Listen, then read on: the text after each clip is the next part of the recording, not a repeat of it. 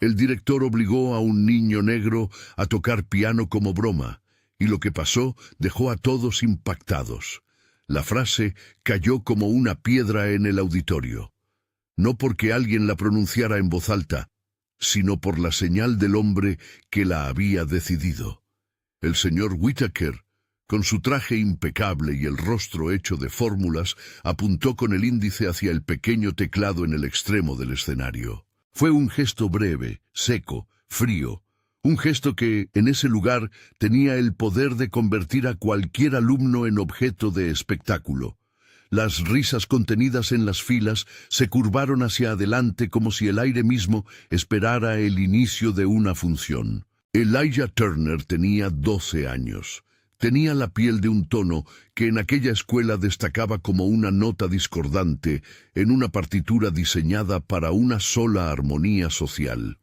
Llegó a ese escenario llevando en la espalda la mochila de siempre, con un parche deshilachado que su abuela Marta cosía cada vez que aparecía un agujero, y en su pecho una costra de timidez templada por la música. Los profesores lo conocían por su puntualidad y por la forma casi reverente con la que colocaba las manos sobre las teclas cuando nadie miraba. Para él, el piano era un refugio donde los juicios no encontraban voz. La escuela donde ocurrió todo era de esas que cuelgan diplomas en la pared como si fueran retratos.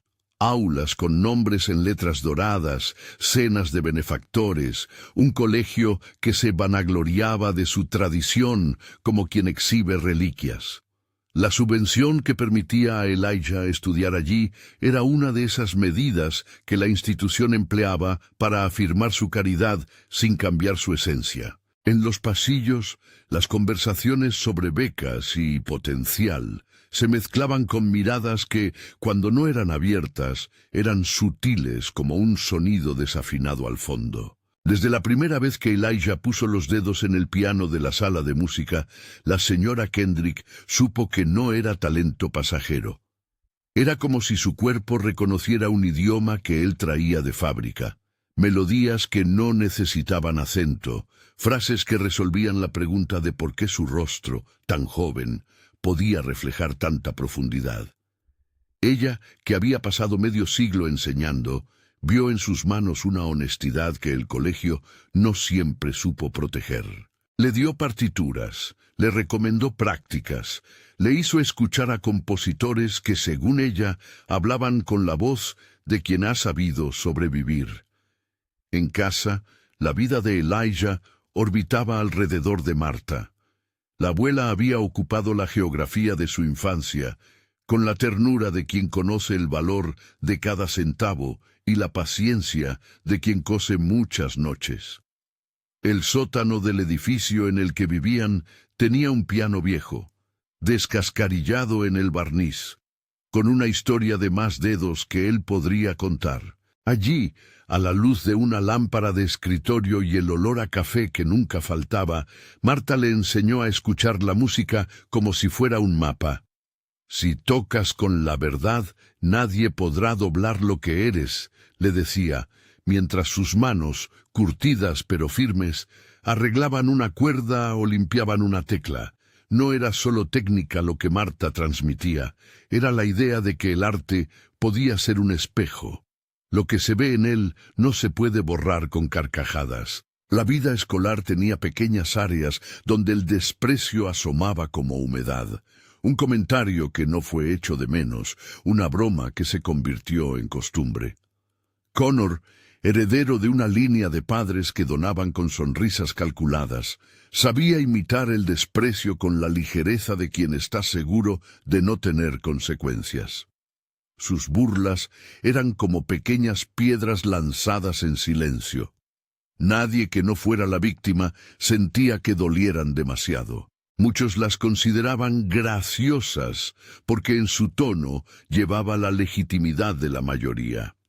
Elijah las recogía y las guardaba en el bolsillo de su cintura, junto a fotos de su abuela, y por las noches las convertía en algo que le diera fuerza. El anuncio de la gala de fin de curso se vio, en principio, como una oportunidad. Era la noche en la que la escuela celebraba su excelencia, y los padres, dispuestos a mostrar haber elegido bien, llenaban las filas frontales. Los estudiantes presentaban obras, lecturas, talentos cuidadosamente seleccionados desde la dirección para proyectar la imagen que convenía. Cuando la lista de participantes se publicó, el nombre de Elijah apareció con un pequeño asterisco. Invitado especial. Para él, fue una mezcla de sorpresa y temor, porque no sabía si su inclusión era genuina reconocimiento o una forma elegante de exhibición. Fue el señor Whittaker quien, con esa mezcla de ceremonia y desprecio que practica la autoridad cuando tiene prisa por justificar su poder, decidió convertir la aparición de Elijah en una escena que, según su cálculo, sería graciosa. La idea no fue explícitamente cruel en palabras, fue crueldad barnizada de protocolo. Pedirle que interpretara una pieza ligera, un pasaje cómico que la dirección había seleccionado para alegrar la velada. En su mente, la carcajada sería un gesto de superioridad benigno, una broma con la que reforzar barreras sin manchar el prestigio del colegio.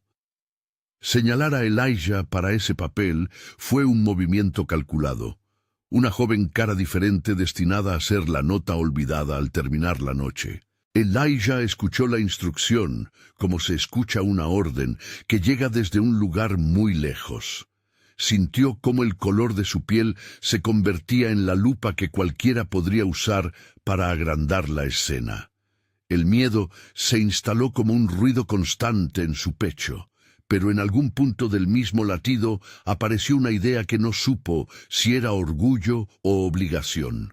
No iba a permitir que su presencia fuera reducida a un chiste. Si debía subir, subía con la dignidad intacta.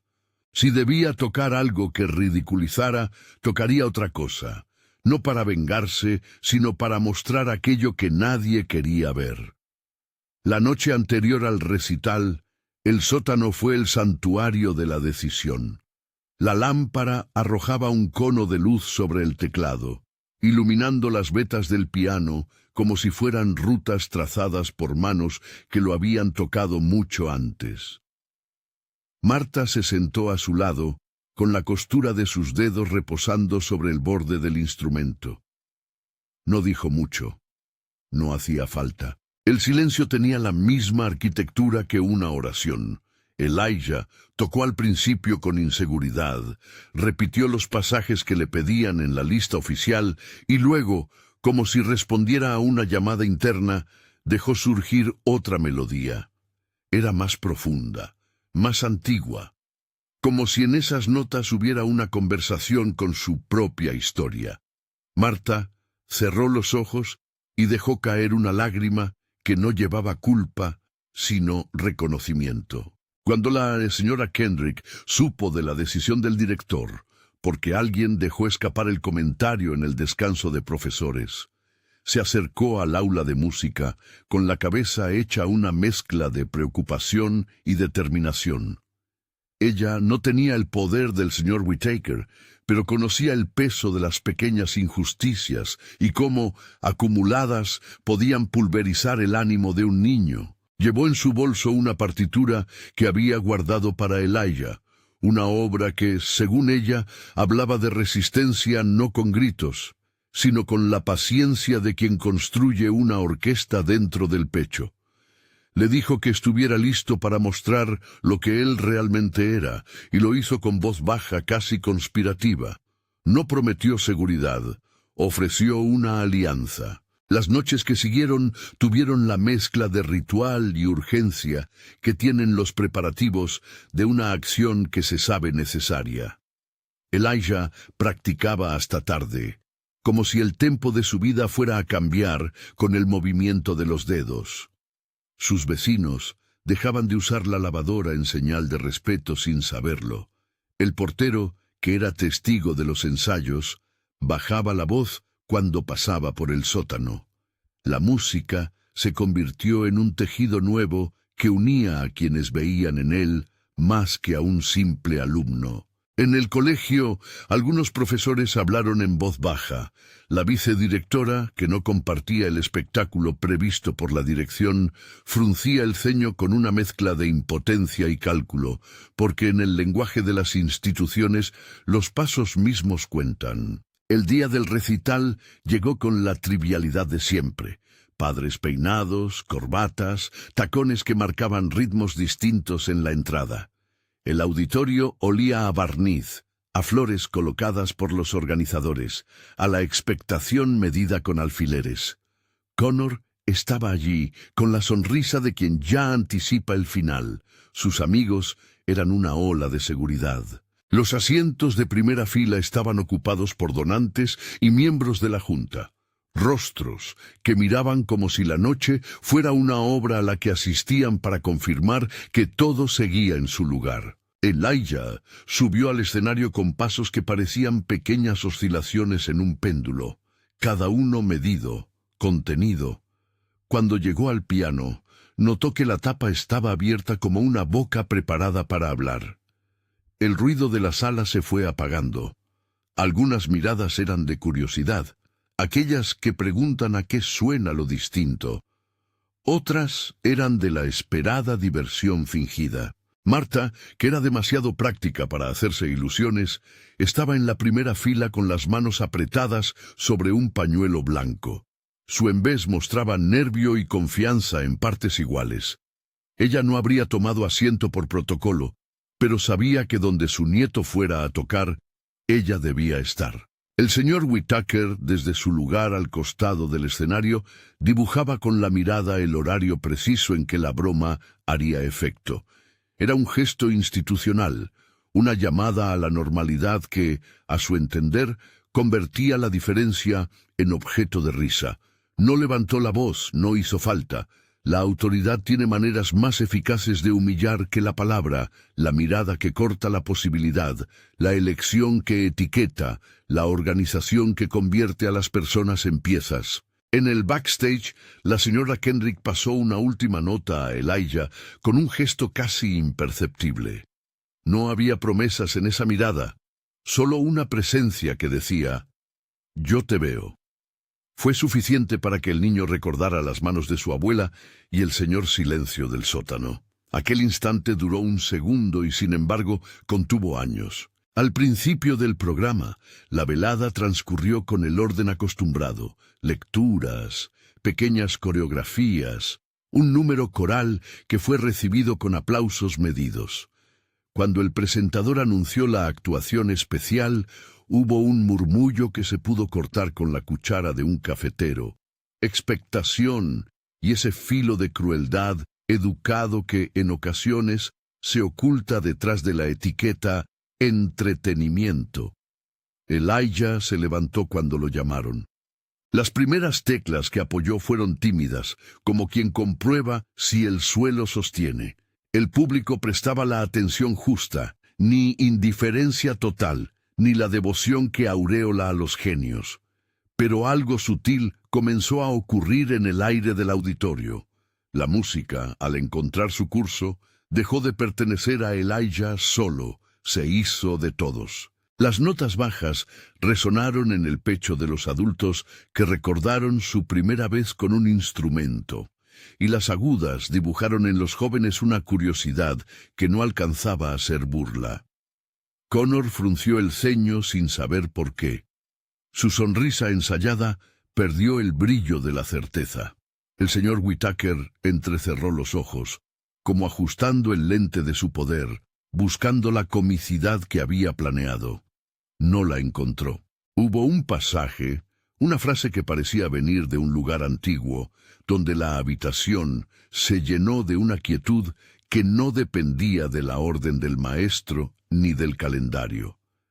Fue un silencio activo, un tipo de escucha que falta en lugares acostumbrados a hablar mucho para no oír. Los músicos de la escuela, que estaban en la tarima como un acompañamiento opcional, dejaron de tocar con protocolo y comenzaron a seguir la respiración de la melodía. Aquel instante fue el primero donde la idea de broma resbaló, y lo que quedó fue la pura materia de la interpretación. El público, que había venido con la expectativa de una nota gris en la programación, se vio obligado a poner su atención en algo que no estaba dispuesto a juzgar. Las manos de Elijah se movían con una mezcla de técnica y verdad. No había artificio, no cabía la excentricidad que provoca risa. Era música que hablaba de resistencia con la claridad de quien no necesita levantar la voz para ser escuchado. En el patio donde se comentaban las veladas, algunos padres inclinaron la cabeza, desconcertados por la intensidad de lo que estaban presenciando. En la fila 3, una madre tapó la boca con la mano, sin darse cuenta de que sus dedos temblaban. El señor Whittaker mantuvo la compostura, pero el gesto que hacía con los labios era de los que no admiten pérdida. Un pequeño temblor que pasa por ira contenida. No podía prever que la escena que había planificado para humillar se estaba transformando en algo que desbordaba su control. Una revelación incómoda sobre el valor de lo que él había querido convertir en chiste. Mientras las notas se estiraban, también lo hicieron las intenciones. Algunos profesores, desde sus asientos, intercambiaron miradas que decían más que cualquier palabra. Esto no es lo que se planeó. El auditor que había venido a observar los procesos institucionales, sentado discretamente en la última fila, dejó caer la mirada sobre una libreta en la que nunca antes había escrito en una gala. Las caras que miraban a Elijah cambiaron de expresión. Aquel cambio no fue instantáneo ni uniforme. Fue como una marea que sube en olas y que en su avance revela lo que antes estaba cubierto. Cuando Elijah concluyó el fragmento que había elegido, el silencio permaneció un latido más. Nadie empezó a reír. La sala estaba mirando con la incomodidad de quien reconoce que su propia comicidad había sido una jaula. Después, como si la tensión hubiera encontrado salida en un lugar común, estalló un aplauso. No fue la carcajada que Whittaker esperaba. Fue un aplauso contenido en muchos matices. Sorpresa, admiración, vergüenza, respeto tímido. Ese sonido, al principio fragmentado, se fue uniendo hasta convertirse en un clamor que llenó el auditorio. El señor Whittaker permaneció en su sitio con los ojos fijos, la mandíbula apretada. No había necesidad de que nadie dijera que su plan había fracasado. El fracaso estaba en la propia escena. En el palco, algunos de los donantes miraron a su alrededor, como buscando una guía para interpretar lo que acababan de ver. La institución, por un segundo, se mostró como un mecanismo diseñado para unas certezas que habían sido, en aquel momento, quebradas por la música de un niño. En ese instante, con la acción todavía fresca y la sala aún vibrando, algunas conversaciones comenzaron a tener otro tono. La señora Kendrick, con los ojos húmedos, apretó el puño en el bolsillo y se acercó a quienes sabía que podían ser aliados. No era la hora de grandes discursos, pero sí de tomar nota. Pequeñas conversaciones en los corredores empezaron a correr hacia oficinas, hacia padres que no se esperaban pasar por la incomodidad de revisar sus preconceptos. Mientras la gente se dispersaba, una sensación empezó a sedimentarse. Aquella no había sido solo una actuación, había sido un espejo. El espejo revelaba grietas en una fachada que muchos preferían no ver. Para Elijah, el eco de su música fue confuso y a la vez clarificador. Sintió el alivio de no haber aceptado la humillación y la extrañeza de haber desencadenado algo que superaba su intención. Marta, al recogerlo, no dijo mucho. Le bastó abrazarlo para confirmar lo que la música ya había dicho. Afuera, la noche había caído como un manto que no contenía ni mitigaba la intensidad del día. El viento movía las hojas de los árboles en la entrada del colegio con el ritmo de un metrónomo indiferente a la controversia que se gestaba. Algunos padres se fueron rápido, incapaces de sostener la incomodidad. Otros se quedaron hablando en voz baja. En las salas de profesores, la señora Kendrick dejó notas en un cajón. pequeñas evidencias que, en el futuro, podrían demostrar que la intención no había sido aislada. La vicedirectora llamó a una amiga en la dirección regional para comentar lo ocurrido con un vocabulario de moderación y preocupación. Elijah volvió a casa con las manos temblando y las partituras apretadas contra el pecho. Marta preparó té y lo dejó tocar en el sótano hasta que el cansancio lo venciera. Nadie en la calle parecía saber que esa noche algo había cambiado. Sin embargo, en pequeñas esferas, la escuela comenzaba a moverse como un mecanismo al que le han sacudido una pieza clave. El equilibrio se había perdido y la búsqueda para repararlo apenas iba a empezar. La noticia de lo ocurrido no tardó en filtrarse fuera del auditorio, no como un escándalo, sino como una historia que empezaba a cuestionar. Palabras aparecieron en mensajes, en charlas de vecinos, en una conversación que alcanzó al presidente del consejo escolar. La actuación de Elijah se convirtió en un punto de partida. Algunos lo vieron como una anomalía, otros como un síntoma de algo más profundo. Para Elijah, lo único cierto era que su música había cambiado la atmósfera de una sala que creyó, por un momento, tener la última palabra. En las horas siguientes, mientras la escuela intentaba recomponer el orden, las miradas empezaron a dirigirse de nuevo al señor Whitaker, no en forma de linchamiento público, sino en procura de explicaciones.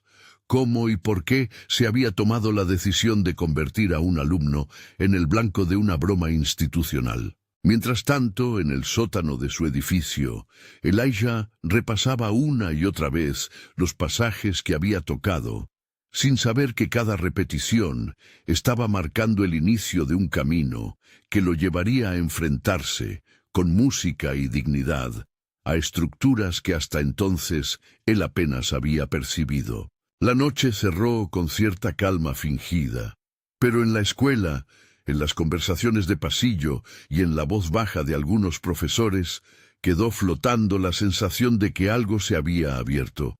No era un cambio inmediato ni un triunfo rotundo. Era, más bien, la primera fisura en la costra de indiferencia que durante años había protegido prácticas y prejuicios. Y en la mañana siguiente, cuando la dirección abrió su correo y la secretaría recibió llamadas, no todas amables, la institución se dio cuenta de que la escena de la noche anterior no iba a poder ser archivada como una anécdota más.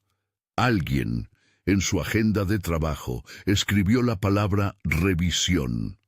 Otros, en su salón, empezaron a poner en orden documentos y testimonios.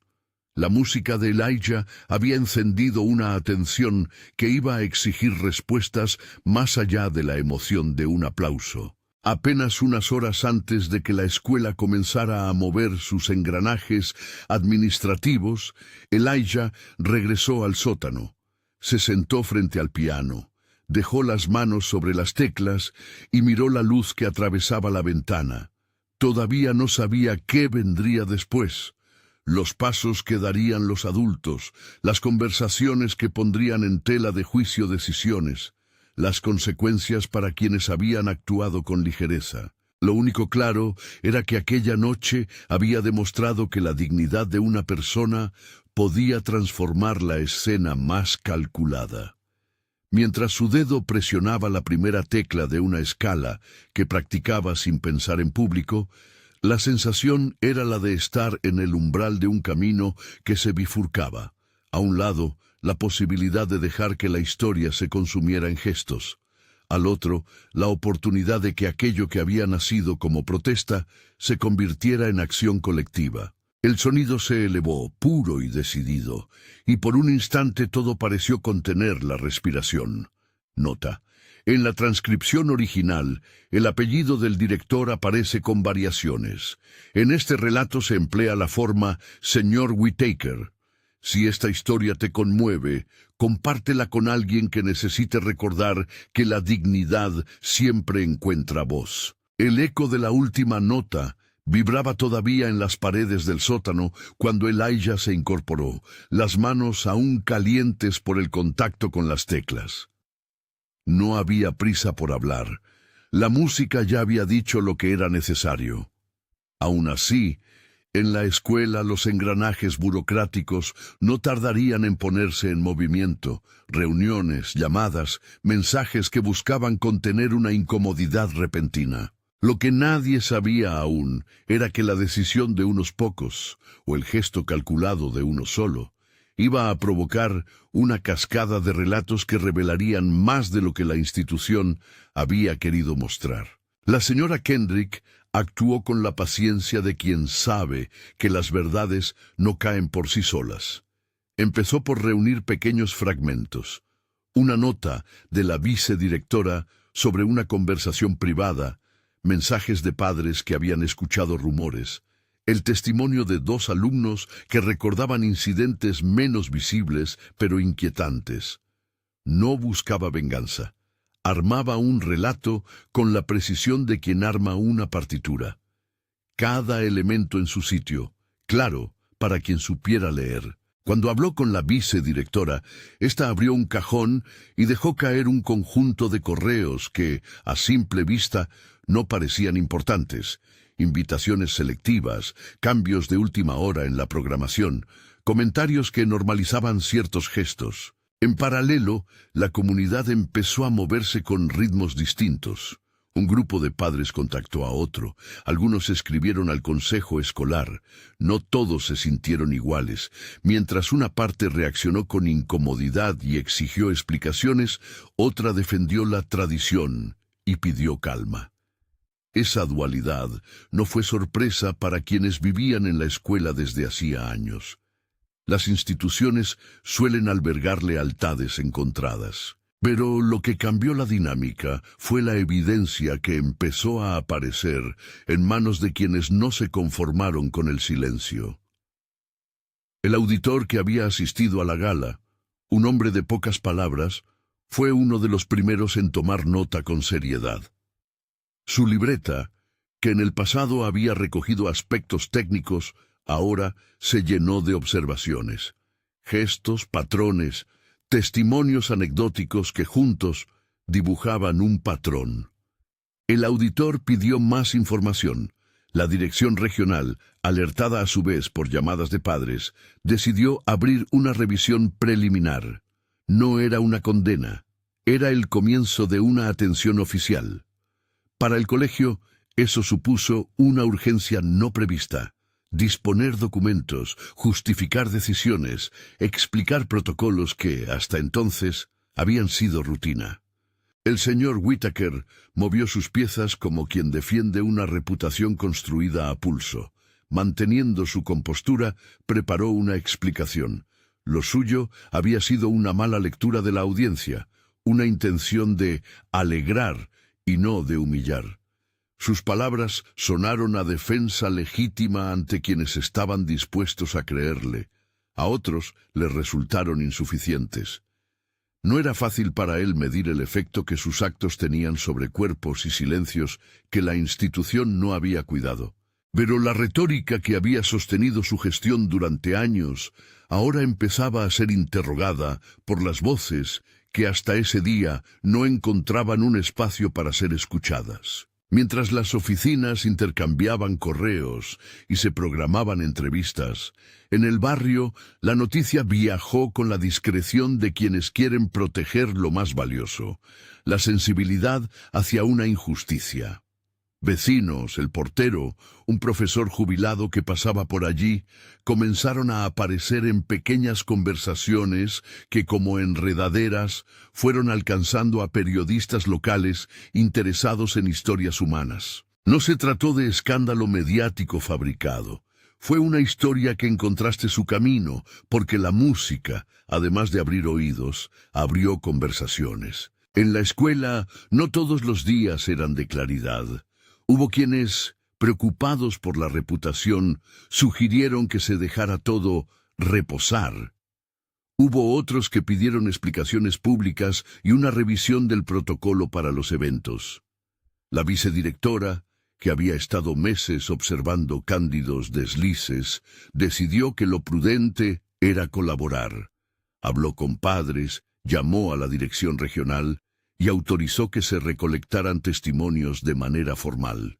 Ese gesto, discreto, mostró que no toda la administración estaba alineada con la idea que había producido la humillación. La señora Kendrick, por su parte, encontró aliados inesperados entre algunos profesores de humanidades y música. Juntos, redactaron un dossier con fechas, testimonios anónimos y evidencias que apuntaban a una pauta. No se trataba de un error aislado, sino de una práctica que llegaba por momentos a naturalizar ciertas actitudes. El dossier no era una sentencia, era una invitación a la reflexión. Lo presentaron a la dirección regional con la convicción de quien sabe que las instituciones cambian cuando las palabras se vuelven prueba y las pruebas abren procesos. El gesto tuvo efectos en varias direcciones. Algunos padres exigieron explicaciones más contundentes y pidieron medidas. Otros, molestos por la exposición, hablaron de exageración. Entre los alumnos surgió un fenómeno interesante. Quienes antes se habían mostrado indiferentes comenzaron a cuestionar lo que se veía como normal. Un grupo de estudiantes escribió cartas firmadas pidiendo un cambio en la política de eventos. Connor, el joven que acostumbraba burlas, experimentó un efecto que no había calculado. La atención de la sala hacia Elijah hizo que su propia posición se volviera incómoda. No fue inmediato ni fue espectacular, pero en su silencio se abrió una posibilidad de cambio. La presión fue suficiente para que la dirección regional tomara una medida cautelar, abrir una investigación formal y apartar temporalmente a quien había tomado la decisión. El anuncio se hizo con las palabras «medidas de la burocracia». Se adoptan medidas preventivas mientras se clarifican los hechos. Para algunos fue un triunfo simbólico, para otros una decisión prudente. El señor Whittaker aceptó el afastamiento temporal con una mezcla de ira fría y sorpresa. Su despacho quedó vacío durante semanas, un hueco que la comunidad miraba con distintas expectativas. Elijah, en su mundo privado, no buscaba castigos. En su mente, el triunfo más claro había sido no dejarse convertir en risible. Aún así, la realidad le ofreció consecuencias inesperadas y generosas. A la semana siguiente, el Conservatorio Municipal de la ciudad se puso en contacto. Un profesor que asistió a la gala, aquel que había mantenido su libreta atenta, había quedado conmovido y recomendó que Elijah hiciera una audición. La propuesta llegó como una posibilidad nueva, concreta y abierta. Una plaza en un programa de jóvenes talentos que incluía tutorías y acceso a clases. No era una recompensa por lo ocurrido. Era el reconocimiento a una voz que desde hacía tiempo merecía atención. La noticia corrió como una luz cálida por el sótano, donde Marta cocinaba y arreglaba tejidos. Sus manos, que habían sabido coser y sostener, temblaron de alegría contenida cuando contó la noticia al nieto. No hubo fanfarrias, hubo silencios que pesaban de gratitud. Marta, que había guardado cada pequeño billete y había sostenido cada ensayo con té y paciencia, manifestó con una calma que parecía profunda que aquello no cambiaba lo esencial. Toca como siempre, pequeño, haz lo que sabes. No por premio, sino porque eso eres. Sus palabras no eran una lección, sino una confirmación de la verdad que ya vivían. Mientras Elijah se preparaba para la audición, la escuela comenzó a reconfigurarse. La dirección regional, ya ocupada con la investigación, propuso talleres obligatorios sobre inclusión para todo el personal, la revisión de protocolos en la organización de eventos y la creación de un comité estudiantil que participara en las decisiones culturales. Algunas de esas medidas eran reactivas, otras proactivas. Todas, en conjunto, mostraban que la escena de la gala no quedaría como una anécdota. Los cambios tardaron en implementarse, encontraron resistencias y acuerdos, pero se pusieron en marcha. En medio de ese movimiento, Connor se acercó a Elijah de manera silenciosa. No logró decir lo que sentía en la primera ocasión. Las palabras le salían torpes y tardas. Un día, en el pasillo, le dejó una nota sencilla. Lo siento, no supe como antes. Elijah la recibió con la serenidad de quien ha decidido no cargar rencores. No hubo gesto grandioso. Hubo un apretón de manos algo tímido detrás del piano antes de una clase. Ese intercambio pequeño fue importante. Mostró que, junto a las medidas institucionales, la transformación también pasaba por gestos individuales. El proceso de la investigación no fue una sucesión de titulares sensacionalistas. Fue un trayecto de entrevistas, testimonios y revisión documental. Varios profesores declararon y algunos admitieron haber mirado con complacencia a gestos que hoy se revisaban. La vicedirectora facilitó el acceso a archivos y ayudó a organizar espacios para que estudiantes pudieran expresar su percepción. Muchos se sorprendieron de las cosas que dijeron al recordar. Palabras que antes habían parecido insignificantes adquirían sentido en el tejido de la prueba. El sonido de la prensa local empezó a acompañar con respeto la historia, no como un linchamiento, sino como la crónica de un cambio en construcción. Artículos describían la actuación, la reacción de la sala y el dossier que había puesto en movimiento la investigación. Algunas piezas centraron su atención en la figura del niño, otras en la responsabilidad institucional. Los relatos ayudaron a que la comunidad ampliara el debate sobre inclusión y cultura escolar. En la ciudad, el conservatorio recibió a Elijah con una mezcla de formalidad y afecto. La audición, lejos de ser un examen inhumano, fue un encuentro. Un director de programa escuchó atentamente, observó la técnica sin dejar de notar algo más. La verdad que nacía en sus interpretaciones. Aquel músico, curtido por años de conservatorio y escenarios, dijo algo que sería decisivo. Hay algo en tu fraseo que habla con la voz de quien ha escuchado la vida. Queremos que aprendas con nosotros. Le ofrecieron una plaza con apoyo parcial, clases, tutelaje y la posibilidad de presentaciones en la red de la institución. Para Elijah fue un paso que abría caminos, no un cheque sin condiciones. Entró en el programa con humildad, consciente de que el trabajo sería largo y la disciplina exigente. Mientras tanto, en la escuela, los talleres y conversaciones se multiplicaron. No todas las reuniones fueron fáciles. Hubo tensiones entre quienes querían cambios profundos y quienes pedían cautela. El comité estudiantil, impulsado por jóvenes que antes no participaban, propuso una serie de iniciativas. Ciclos de música diversa que incluyeran autores y tradiciones fuera del canon habitual, sesiones de diálogo sobre identidad y un festival anual de voces de la escuela, cuyo propósito sería abrir el escenario a expresiones diversas. La idea fue acogida por muchas familias y adoptada gradualmente por la dirección regional como parte de una nueva política cultural. El señor Whittaker, en su periodo de afastamiento, buscó conservar la dignidad de quien cree defender su trayectoria. Dio entrevistas medidas, en las que habló de malentendidos y de su compromiso con la institución. No buscó exaltación ni martirio. Trató de explicar su versión.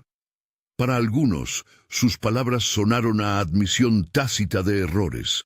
Para otros, a la defensa de una metodología que creían había servido para mantener un orden. La complejidad de su figura quedó clara. No era un monstruo caricaturizado, sino un administrador con convicciones que no supo medir el impacto humano de sus actos. En ese clima, la escuela no solo implementó cambios formales, sino que experimentó transformaciones en pequeñas cosas. Los anuncios de eventos pasaron a ser consultados por el comité estudiantil. Las planillas de selección incluían criterios de diversidad. Se abrió un buzón anónimo para que alumnos denunciaran situaciones incómodas. Nada de ello borró el pasado, pero contribuyó a una nueva cultura de atención. Para muchos docentes, la señora Kendrick fue un referente. Su postura no era de heroísmo ruidoso, sino de constancia silenciosa.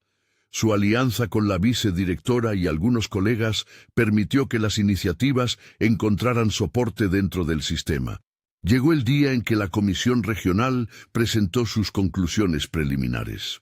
El comunicado habló de medidas correctivas y recomendaciones, y confirmó el afastamiento temporario mientras se definían procedimientos más profundos.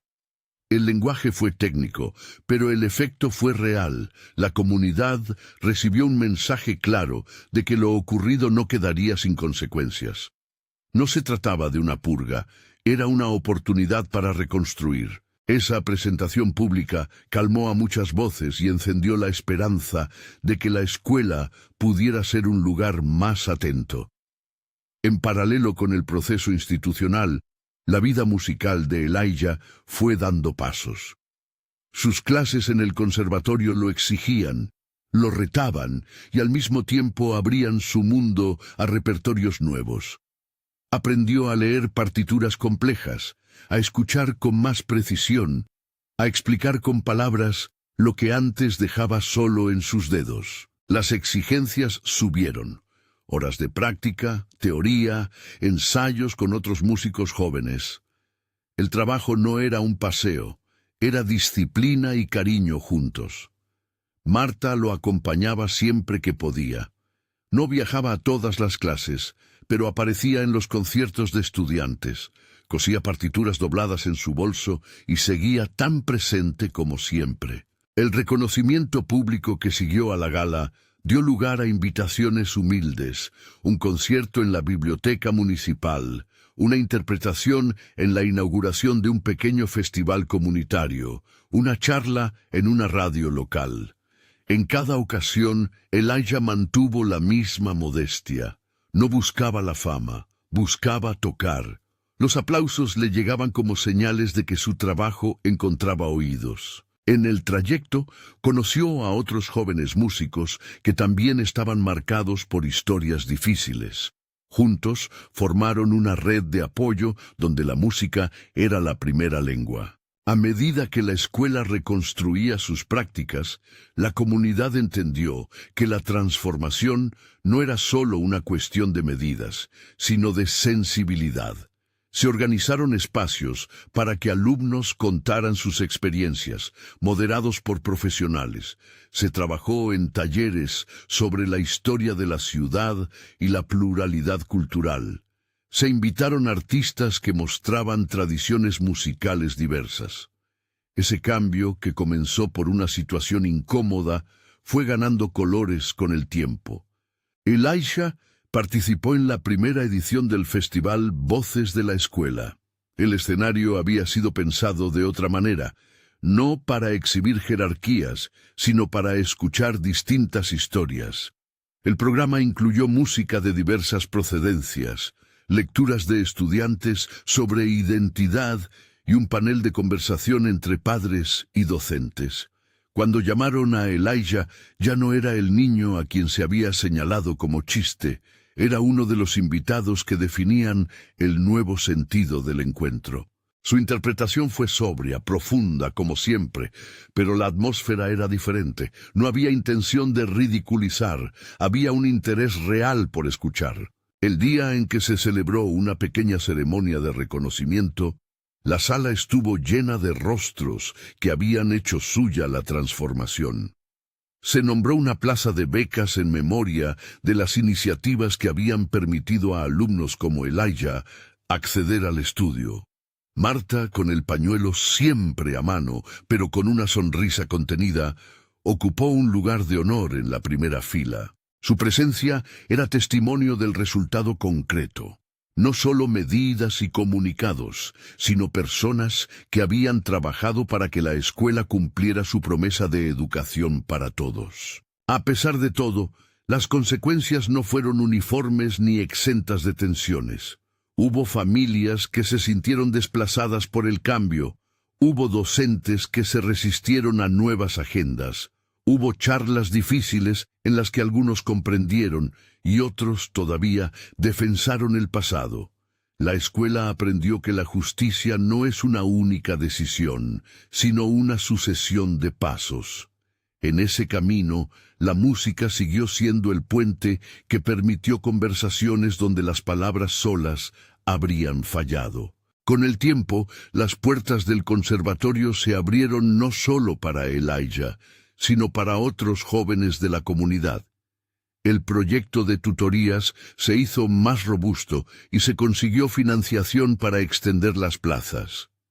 Aquella plaza que Elijah había ganado fue la primera señal de una política que ahora trataba de ser inclusiva de manera sostenida, no solo reactiva. La figura del señor Whittaker en la memoria de la escuela quedó como una lección disfrazada de autoridad. La necesidad de revisar prácticas y la importancia de escuchar. No hubo en el relato un veredicto melodramático. Hubo consecuencias administrativas y una invitación a la reflexión. Las conversaciones sobre responsabilidad, liderazgo y empatía se hicieron más frecuentes en los cursos de formación del personal. La transformación se convirtió en política escolar, aunque también en cultura compartida. Después de meses de práctica, audiciones y trabajo, Elijah fue invitado a tocar en un concierto de celebración, organizado por el conservatorio y la escuela. Aquella noche estaba prevista la primera actuación pública tras la reestructuración institucional. Un cierre que marcara un inicio. El auditorio estaba iluminado con la intimidad de quienes van a escuchar algo que importa. Marta, impecable en su sencillez, ocupó un asiento en la primera fila, sus manos apretando una bufanda que había sido testigo de tantas prácticas nocturnas. La señora Kendrick y la vicedirectora estaban juntas, sentadas un poco atrás, con rostros que hablaban de cansancio y satisfacción contenida. Cuando Elijah subió al escenario, la sala guardó silencio de una manera distinta a aquella primera vez. No había sorpresa ni expectativa de chiste. Había una conciencia de que algo había sido puesto en valor y debía ser honrado. Tocó una obra que había elegido con cuidado, no la más espectacular, sino la que contaba una historia íntima. Sus dedos cruzaron el teclado con la naturalidad de quien ha aprendido a dar forma a su verdad. Las melodías se tejieron con la luz que caía desde el techo, con el murmullo contenido del público y el latido sincero de quienes miraban. Al concluir, la ovación fue larga. No había en ella intención de reparar una herida con un acto simbólico. Era el reconocimiento de un camino trabajado con humildad y trabajo constante. Marta, con los ojos brillosos, se levantó primero y aplaudió con las manos que habían cosido todas sus esperanzas. Entre el público hubo llanto contenido, sonrisas tímidas, miradas que decían, «Esto vale la pena». Elijah se volvió hacia la audiencia y por un momento permitió que la emoción se posara en su rostro. No buscó palabras grandes. En su mirada hubo gratitud y una tranquila determinación de seguir. La historia que comenzó con una señal destinada a humillar acabó por destapar un proceso. La música, como hilo conductor, generó una pregunta que la comunidad no pudo ignorar. La educación mostró sus límites y sus posibilidades. La solidaridad docente y estudiantil demostró que la institucionalidad puede corregirse cuando quienes la integran ejercen la escucha. Para Elijah, la vida cambió en algunos aspectos concretos: oportunidades, aulas, programas. Para Marta, la alegría fue la recompensa de una constancia que había sostenido al niño en cada nota. En los meses siguientes, la escuela mantuvo su rumbo. Nuevos espacios de expresión, un programa de becas ampliado, participación estudiantil en la organización de eventos y una política de puertas abiertas para que aquellos que se sintieran afectados pudieran ser escuchados. No fue una transformación perfecta ni completa, pero fue un avance real. Las heridas no se cerraron por arte de magia, se curaron con diálogo, trabajo y reconocimiento. Años después, cuando Elijah ya tocaba con la soltura de quien ha forjado su oficio, regresó a la escuela para dar una clase magistral. Se presentó ante estudiantes que lo miraban con respeto y curiosidad. Marta, ahora con más canas y las manos aún tan firmes como siempre, lo escuchó desde la primera fila. El gesto no fue de exhibicionismo, fue de devolución. La música que una vez sirvió para poner en evidencia las fallas de una institución, ahora era la herramienta para enseñar, para inspirar y para recordar que la dignidad de una persona no es asunto menor. La escena final del relato tuvo la sencillez que merecía. En un auditorio donde antes se había intentado convertir la diferencia en chiste, ahora se celebraba la pluralidad. Había risas, conversaciones abiertas y una nueva costumbre. Cuando se anunciaban los participantes, las presentaciones incluían breves historias de cada intérprete. Nadie celebraba una lección moral impuesta. Se celebraba el trabajo cotidiano de quienes, con paciencia, habían movido una estructura hacia la escucha. La música no había obrado un milagro sobrenatural. Había hecho lo que mejor sabe hacer, poner en común lo que el lenguaje ordinario no alcanza a decir. El gesto de Elijah no fue la caída de un poder por sí solo, sino el punto de inicio de un proceso colectivo que transformó prácticas, abrió espacios y confirmó que la dignidad de una persona puede movilizar una comunidad. En el final, mientras las luces del teatro se apagaban poco a poco, Marta y Elijah caminaron juntos hacia la salida. No hubo celebraciones ostentosas. Hubo un abrazo largo y la certeza de que aquello que importaba seguiría siendo cuidado por otros. La escuela, imperfecta pero distinta, continuaría su tarea. Y la ciudad, que escuchó la noticia en sus plazas y cafés, empezó a contar la historia no como un episodio único, sino como un ejemplo de que el respeto y el talento pueden, en sus propias armonías, transformar lo que la indiferencia rompió. Si alguna vez has vivido o presenciado algo parecido, cuéntalo en los comentarios. Suscríbete para escuchar más historias que recuerdan que la dignidad y el arte juntos pueden abrir caminos.